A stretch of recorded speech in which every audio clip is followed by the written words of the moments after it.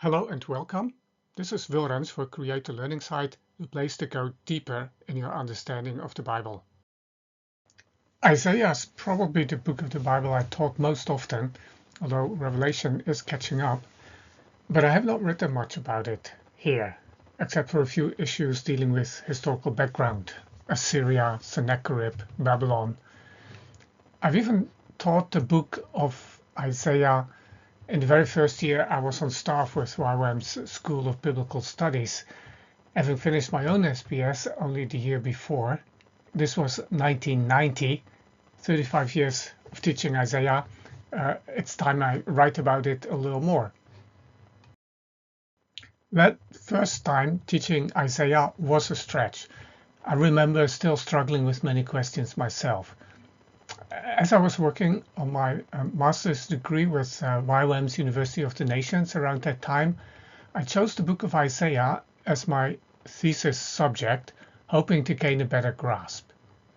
Ron Smith, who was my thesis supervisor, insisted I read through the book 50 times, which I did. One person who had heard about my 50 readings before we met in person shared she had expected me to be an old man. This is decades ago. I was still young. It's not a Herculean task to read Isaiah 50 times. If you read at a good pace, reading through the book once takes about half a day. 4 hours if you're fast. While working on the thesis, I did this twice a week, so it took me half a year. Quite doable.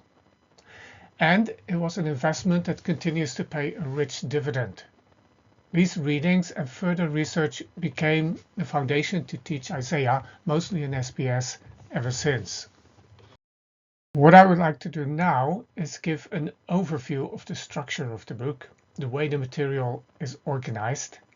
That is a bit like a map, not a novel, useful to find your way around and know where you are. It's a long one. I split it into 2 videos, more or less in the middle. So it is a bit heavy going. I hope you like solid food. In that case, be my guest. One thing has been obvious to most readers, and that is that the book consists of 2 main parts. There's Isaiah 1 through 39, and there is Isaiah 40 through 66. Now, the first 39 chapters, for the most part, are firmly rooted in the 8th century BC. That is the time in which Isaiah lived, though there are exceptions, such as Isaiah 13, which deals with Babylon.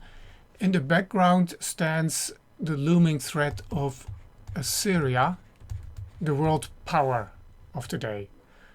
During Isaiah's lifetime, Assyria would destroy the kingdom of Israel, 722, and invade Judah, 701 BC.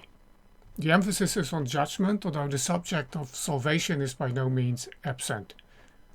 In the second part, this ratio is reversed, with salvation dominating. In these chapters, 40 to 66, Assyria is not even mentioned, with one exception, chapter 52, which speaks of the Assyrian as something in the past. Instead, the Babylonian Empire towers as the background and setting for the prophetic words, at least until the end of chapter 48, after which Babylon is not mentioned again.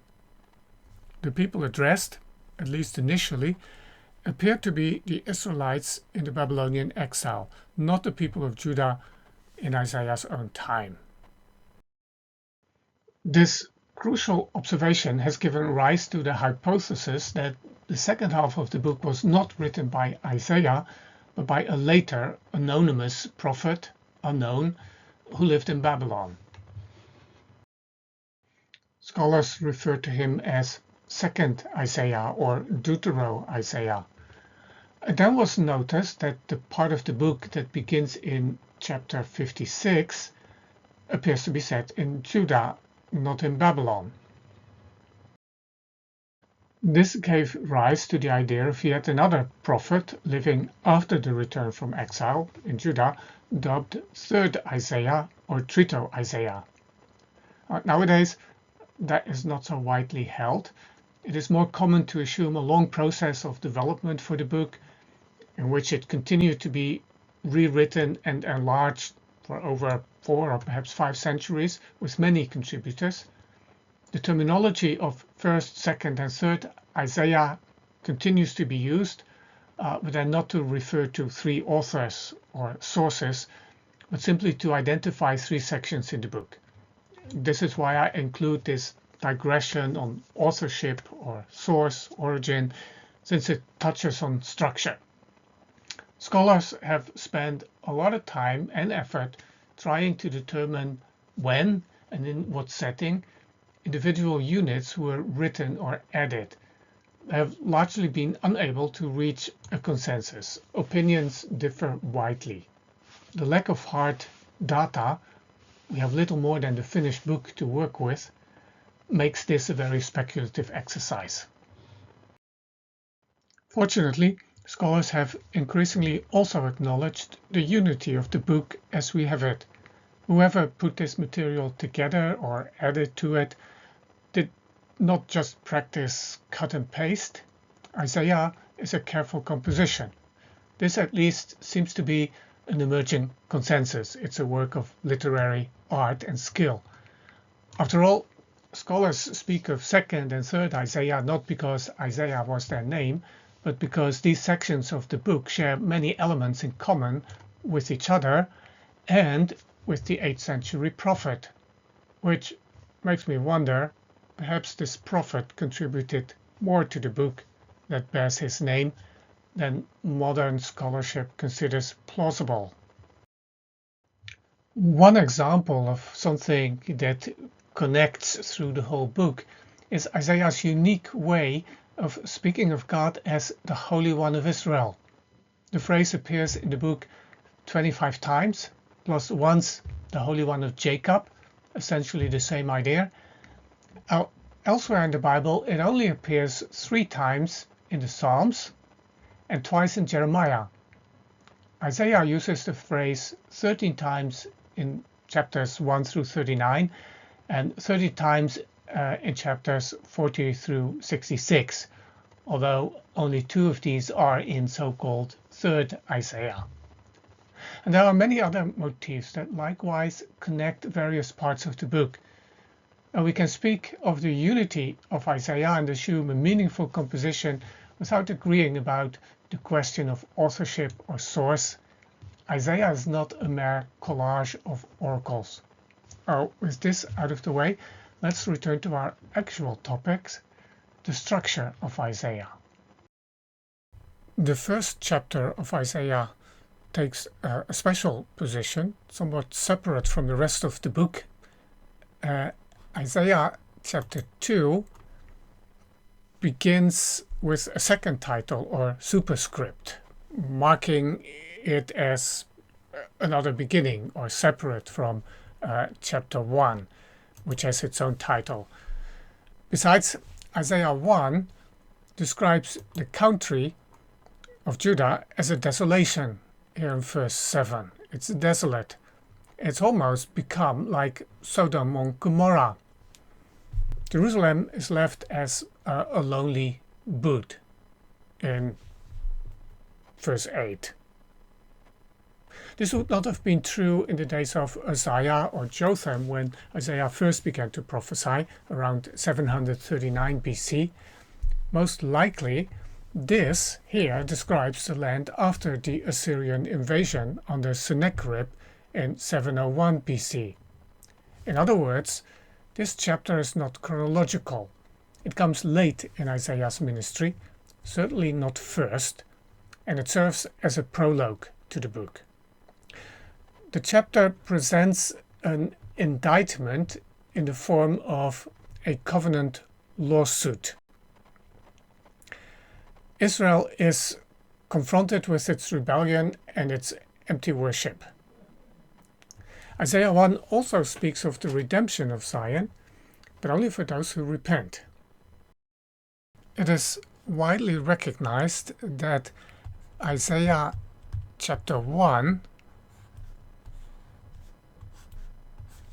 forms an inclusio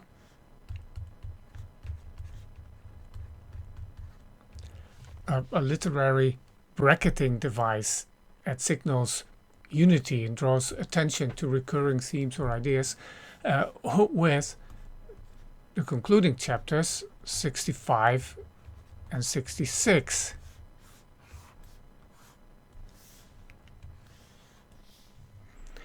This inclusio is one indication of the literary and theological coherence and unity of the book. Some of the recurring motifs at the beginning and the end of Isaiah include the obvious one like rebellion, Zion, and redemption, but there's also the mention of heavens and earth, a critique of empty or perverse rituals, and the garden sanctuaries. So clearly Isaiah chapter 2 through 64 is bookended by these two parts of the book. The focus of what follows, Isaiah 2 through 12, is on Israel and Judah. The first unit is Isaiah 2, 3, and 4, forming a kind of sandwich, although here the juicier bits are the two outside slices.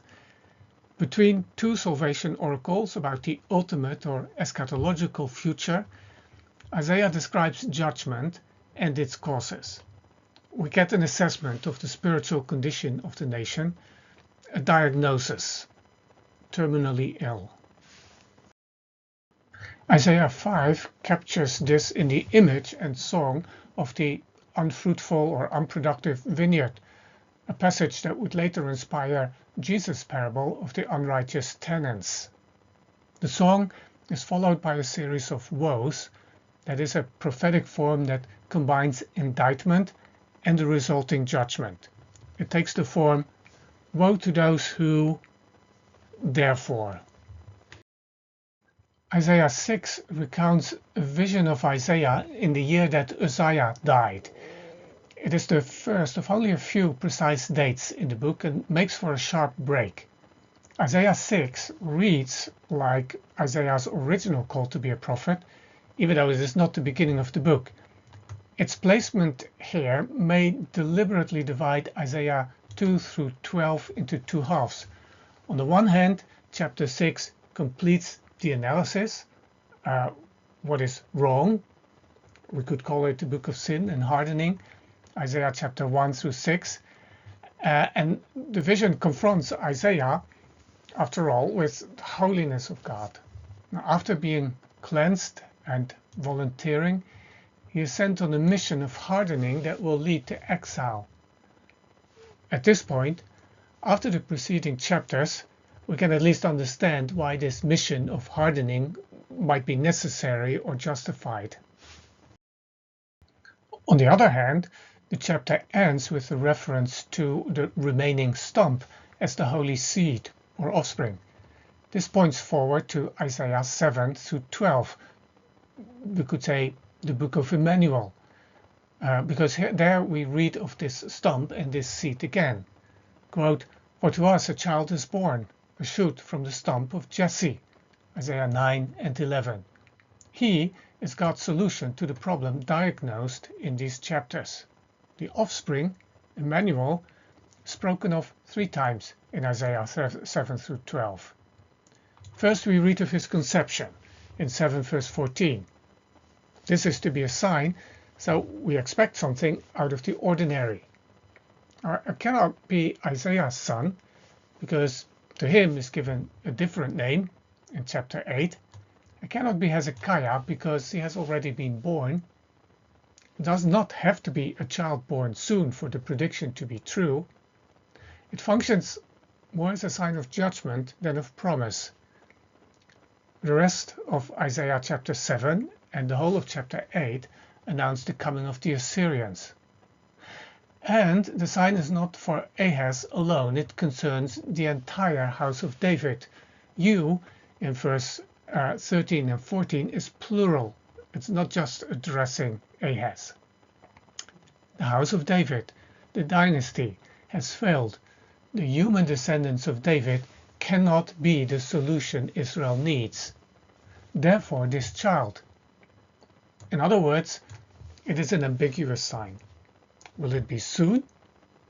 The key to understand 7 verse 14 is in the continuation of the motif. The child reappears in Isaiah 9. Verse 6 and 7 make clear he is a descendant of David, yet he is not merely human. Here the prophecy leaps forward into a more distant future. The child reappears in Isaiah 11, now an adult ready to reign. And the Assyrians? Well, in an image borrowed from forestry, they will be cut down. In their place, God's answer to the empires of this world will grow, the shoot from the stump of Jesse, 11 verse 1. Thus opens the third and most extensive description of this new David, the ultimate solution in the book of Immanuel. Isaiah chapter 12 closes this section with a celebration, an anticipated response by the people on that day, a song of praise and a call to let the whole world know. The next section, beginning in chapter 13, contains oracles on other nations. These chapters have an intricate structure. There are 10 titles or superscripts forming two groups of 5 oracles each. The second group, shorter, tends to have somewhat enigmatic titles, but it's clear enough which nation is in view in each one. Strikingly, each group begins not with Assyria, the imminent threat, but with Babylon.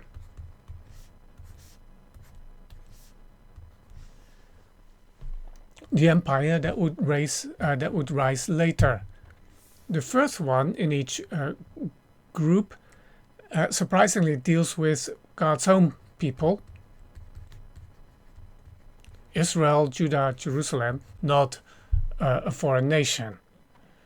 Although the oracles mainly announce judgment, mostly connected to the looming Assyrian crisis, they also contain promise and blessing, redemption for the nations, but not for Babylon, well beyond this time.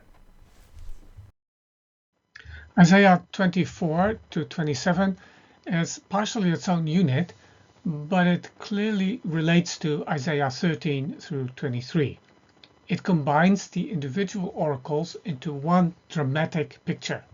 It paints a dark cloud representing the time of turmoil ahead, but beyond the upheaval, behind the cloud so to say, the light of redemption shines brightly. The net result of the coming crisis is that nations far away will get to know and give praise to the God of Israel. The section demonstrates a common feature of Hebrew prophecy, that of foreshortening. The duration of time is ignored. Everything is compressed into one layer as if it will all happen in short succession. In reality, fulfillment may stretch out over centuries, as is certainly the case here. In scholarly literature, Isaiah 24 through 27 is often called the Little Apocalypse, or the Isaiah Apocalypse, often assumed to be a late addition to the book. However, it is not an apocalypse at all. It lacks all the formal characteristics, such as visions, angels, a glimpse into a spiritual or heavenly realm. The one thing that most resembles apocalyptic literature is its eschatology of cosmic conflict, most obvious at the end of chapter 24 and in 27 verse 1, where God punishes Leviathan. Yahweh will decisively intervene to inaugurate a new age. However, this element is not unique to apocalyptic, but also appears in non-apocalyptic prophecy. No apocalypse here. But the passage does display a chiastic structure, that is, a text in which elements are repeated in reverse order. We start with God's city and vineyard. We end with God's vineyard and city. Then there is the announcement that God will punish the host of heaven and kings on earth, and he will reign. Toward the end of the book, God will reign, and he will punish Leviathan, 27 verse 1. In the middle, we have a response in song related to the city of man that will be no more, and another response in song celebrating the city of God. And then at the very heart of the book, we have the great banquet, the feast on Mount Zion in chapter 25. One of the most fascinating features in Isaiah 24 through 27 is that the city, especially in 25 verse 2 and 26 verse 5, remains nameless. Is it Nineveh? Is it Babylon? Or Rome? Or all of the above and more? The latter is likely. The city represents the city or kingdom of this world, not one specific location. Isaiah has generalized the message to make it applicable to any ruthless empire or ruler. Here, he is not interested in specifics or details, but in the assured outcome. The voice of the ruthless will be silenced. Also interesting is the return of the vineyard in chapter 27, verse 2 through 6, a counterpart to Isaiah 5. The vineyard is now in perfect condition. God's vineyard will yet fill the earth with fruit. Now that finishes the first part. This will be continued in the next video.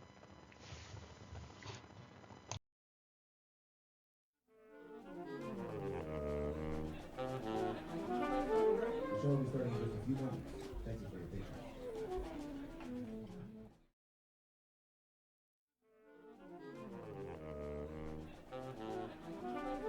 The show will be starting in just a few moments. Thank you for your